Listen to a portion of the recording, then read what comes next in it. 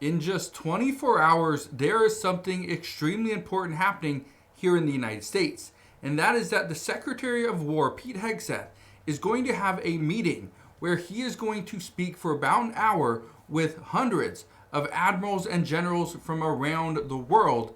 But he's going to talk about the U.S. military and what he thinks is the best way forward. Again, this is somebody that has been put into this position, but some of these generals and admirals are saying, we've been doing this for decades.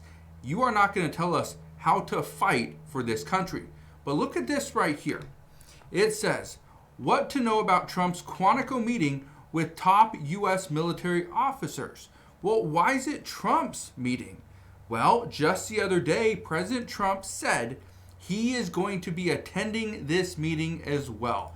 And I want to show you something. Listen to this right here. Washington Post is reporting that the event will cost millions of dollars, that it raises military security concerns, and that it runs the risk of leaving top military leaders stranded. Quote, it is estimated that flying, lodging, and transporting all the military leaders, some of whom will be traveling from the Mideast, Europe, and the Indo-Pacific, will cost millions. Now, one thing I do want to point out, yes, it's going to cost millions of dollars, and some say this is not a good use of funds. Others say this is necessary to get all these generals and admirals on board, because right now there is an extreme concern that the United States is going to go to war, whether it's against Iran because they are trying to produce nuclear weapons.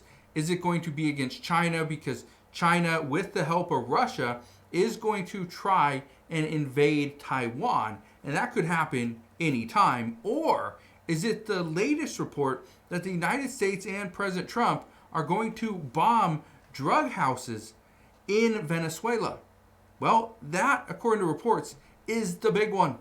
And that right there could be what many of these generals and admirals are going to come in, and for this meeting, they're going to really work out a plan. But let's keep playing this. And again, you'll hear a little bit more about it. The event has also raised security concerns about having all the top leadership in one place, particularly given that Tuesday is the end of the fiscal year, and if the government shuts down, it could leave key personnel stranded from their units. I want to touch on that one for a second. Right here.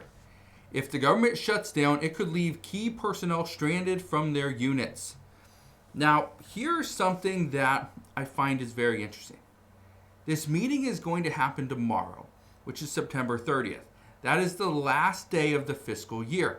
As of right now, Congress has not passed a government funding bill or a continuing resolution to keep the government funded, meaning some of these people could be stranded here in the United States, in Virginia, and they won't be able to make it back to their units, but if they pay their own way, they could. The United States could be doing this, and again, I don't know for sure, but there's speculation that President Trump and Pete Hegseth are calling all these generals and admirals to the United States, and not all of them are going to return back to their units. They will be let go right here in Virginia. So we'll see what happens there. I do want to show you a couple things, though. This is a concern. What was just said today is extremely concerning. Listen to this right here. Okay, or look at this. It says Ukraine-Russia war latest. Trump considers supplying Kyiv long-range Tomahawk missiles, according to J.D. Vance. Yeah, J.D. Vance is now saying President Trump is considering it. Look at this. It says, Donald Trump is considering Ukraine's request to obtain long-range Tomahawk missiles in an effort to push back against Russia. That's according to J.D. Vance. It says Ukrainian President Vladimir Zelensky asked the U.S. to sell Tomahawks to European nations that would send them to Ukraine. Vance said on Fox News on Sunday, adding that Trump would make the final decision on the deal. Says Trump has long denied Ukraine's request for the use of long-range missiles in the past, but has recently grown frustrated with Vladimir Putin's refusal to reach a peace deal. Not only that, but now that Russia is going to train and equip China for their aerial invasion of Taiwan. According to reports, an aerial invasion is the best way for Chinese soldiers to get into Taiwan so that they can bring in ships and come in from the ground. But we'll see. I do want to show you one other thing, though. Look at this one right here. It says, Venezuela foreign minister warns of immoral military threat from the United States. He says the United States just wants Venezuela's oil. That's it, just their oil and gas. And that may be true, but again, the reason I'm bringing this up is because the meeting that's happening tomorrow, what is the purpose of this? We don't just have a meeting, bring all these generals and admirals into one specific area, because that's a huge concern, especially for security reasons. And then the fact of the matter is you got President Trump also attending that meeting, and you got the Secretary of Defense also attending the meeting. It's a huge concern. But look at this. It says the U.S. Navy killed 17 in deadly strikes. Now Venezuela is giving civilian guns. Yeah. What we know, and I want to show you this. Okay. It says when Edith Perales was younger, he enlisted in the National Bolivian militia, civilian force created by the late President Hugo Chavez in 2009 to help defend Venezuela. We have to be a country capable of defending every last inch of our territory so no one comes to mess with us.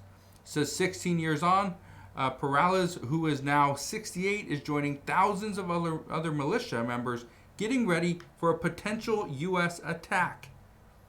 They are now arming their citizens, okay? Arming their citizens so that they can take on the United States if we decide to attack. Again, we are headed towards a war. We just don't know who this war is going to be up against. Now, the last thing I want to leave you with. Everyone is saying that the United States is in the middle of all these different conflicts. And maybe that's true, because the United States helps all these other countries. But here's the thing. The United States has always been a threat. The United States has been on high alert for several years, and that hasn't changed. But now we're hearing from the FBI, we're hearing from Homeland Security, from Secret Service, that the United States is at great risk. Okay? We're in grave danger at this time. So I'll leave you with that, but let me know, what are you hearing? Because what we are seeing on the news, whether it's CNN, Fox News, BBC, wherever, okay, what we continue to see is that there are threats against the United States. Whether it's somebody shooting somebody, which we've seen several. Just the other day, we had 3 mass casualties, or 3 mass events where people were losing their life. That is troubling. And it's only getting worse. So, let me know what you're seeing. And again, just want to thank you guys for watching. Consider subscribing, and I'll see you guys on the next one.